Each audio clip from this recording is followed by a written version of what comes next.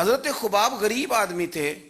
Over time لگانے کے لیے آس بن وائل بڑا پکا مشرک کافر تھا، اس کے پاس گئے، اس کے ساتھ معاملات طے ہو گئے، فرماتے میں نے مزدوری کی اور میں تھک گیا کام کر کر کے،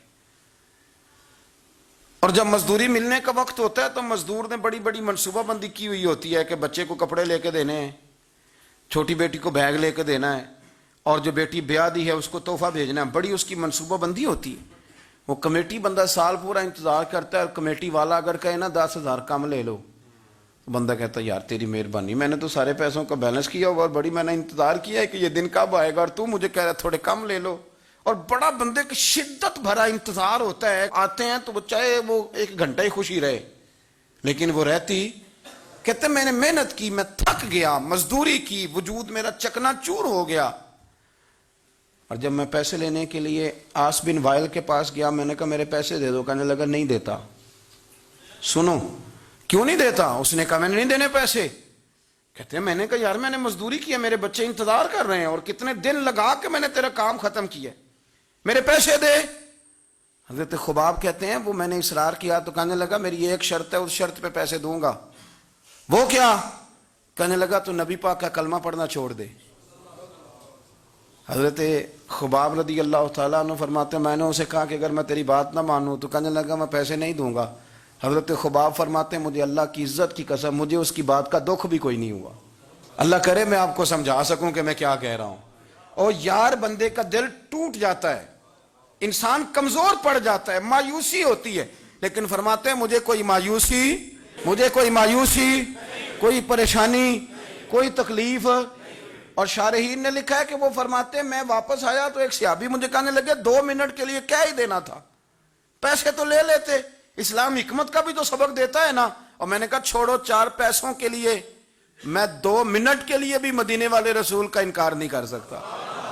2 منٹ کے لیے بھی انکار نہیں کر سکتا، پیسوں کا کیا ہے، اللہ پھر عطا کر دے گا۔ حضرت صہیب بن سنان رومی حضور کے صحابی ہیں، روم سے مکے آئے تھے اور بڑی مشقت کر کے مال کمایا۔ بہت سارے لوگ محنت کر کے بھی کماتے ہیں، چلیں کچھ لوگ غلط طریقے سے بھی پیسہ جمع کرتے ہیں، لیکن ایک بہت بڑی تعداد ان لوگوں کی جو مشقت بھی کرتے ہیں۔ اور میں کئی ایسے لوگوں کو جانتا ہوں جو بڑے مالدار ہیں پر سویرے اپنے مزدوروں سے پہلے اٹھتے،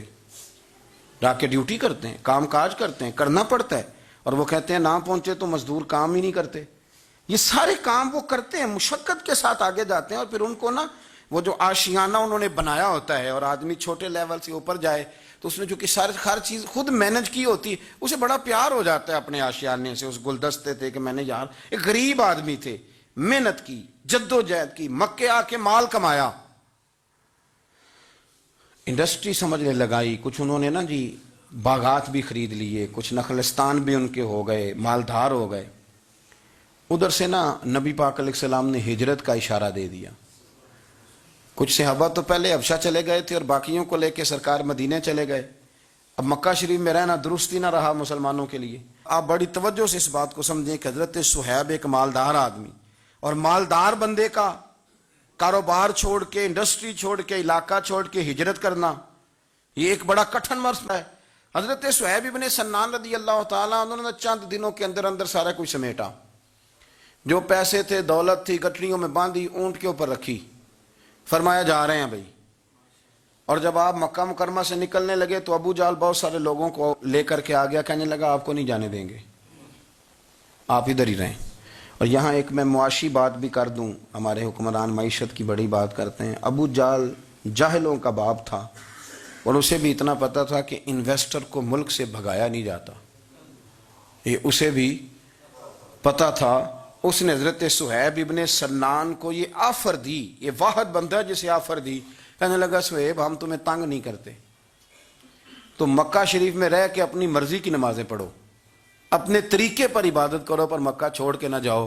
حضرت صہیب کہنے لگے میں مکے جن کی وجہ سے رہتا تھا جب وہی نہیں مکے رہے، آپ سمجھے میری بات کو۔ اس نے کہا آپ رہیں جیسے دل کرے، مکے میں کعبے میں عبادت کریں۔ تو حضرت صہیب فرمانے لگے میرے نبی پاک گئے ہیں مکے سے چلے، حضور پہنچ گئے مدینے میں، اب تو مجھے کعبے کی کنجیاں بھی دے دے تو پھر بھی مکے میں نہیں رہوں گا، مدینے ہی جاؤں گا۔ تو کنجیاں بھی دے، حاجیو آؤ شہنشاہ کا روضہ دیکھو، کعبہ تو دیکھ چکے اب کعبے کا بھی کعبہ دیکھو۔ فرمایا میں نہیں رہتا، اب میں جاؤں گا۔ انہوں نے پھر سخت رویہ اختیار کیا، سخت۔ ولید بن مغیرہ نے تو خنجر نکال لیا، کہنے لگا تو غریب آیا تھا روم سے اور تو نے یہاں کے اتنی جائیدادیں بنائی ہیں، تو مال تو نے مکے میں کمایا تو ہم لے جانے نہیں دیں گے۔ تو حضرت صہیب کہنے لگے خنجر تو پیچھے کر، کیا چاہیے تجھے؟ انہوں نے کہا جی یہ جو مال آپ نے کمایا ہے نا، یہ مکہ شریف میں رہ کر کے کمایا ہے، ہم لے جانے نہیں دیں گے۔ تو حضرت صہیب فرمانے لگے مال کی میری نظر میں اوقات بھی کوئی نہیں، تم سارے کے سارے پیسے رکھو پر مجھے کوئی مدینے جانے سے روک نہیں سکتا۔ سارے پیسے، اللہ کرے آپ کو سمجھ آئے۔ آج تو لوگ تھوڑا سا وہ 1.5-2 لاکھ روپیہ لگتا ہے حاضری دے کے حرم شریف کی آ جاتے ہیں، اس کے باوجود وہ کہتے ہیں کیا بات ہے، میری بڑی شان ہے، لیکن دیکھو مدینے جانے کی قیمت کتنی دی، سارا ہی مال دے آئے، سارا ہی مال، اور ہر شے دے دی، حتیٰ کہ اونٹ سے کجاوا بھی اتار لیا ابو جہل نے، کجاوا بھی اتار لیا۔ کجاوے کے بغیر اونٹ کا سفر بڑا مشکل ہوتا تھا، عرب کے اندر پسینہ بڑا سخت آتا تھا، تہمت والے لوگ ہوتے تھے، اذیت ہوتی تھی، لیکن بغیر کجاوے کے سفر کر کے جب مدینے پہنچے نا تو نبی پاک صلی اللہ علیہ وسلم نے فرمایا صہیب تو جو تجارت کر کے آیا نا، جو کاروبار تو آج کر کے آیا ہے، یہ کاروبار سمجھنا نا کہ میں بڑی قیمت ادا کر کے آیا ہوں، فرمایا تو نے مال تھوڑا خرچ کیا ہے پر اللہ کو بھی راضی کر لیا، اللہ کے رسول کو بھی راضی کر لیا، یہ نہ سمجھنا کہ میں نے بڑے پیسے۔ رسول کائنات صلی اللہ علیہ وسلم نے فرمایا صہیب آج جو تجارت کی ہے بڑی نفع والی کی ہے، تو نے پیسے تھوڑے لگائے ہیں اور رب رسول کو راضی کر لیا ہے، تھوڑے پیسے۔ تو صحابہ کرام نے نا وہ کمٹمنٹ تھی ان کی دین کے ساتھ کہ کوئی چیز انہیں پیچھے ہٹا سکتی۔ وہ حضرت نظام الدین اولیاء محبوب الہی رحمت اللہ علیہ نے نا اپنے جوتے کسی کو تحفے میں دے دیے تھے،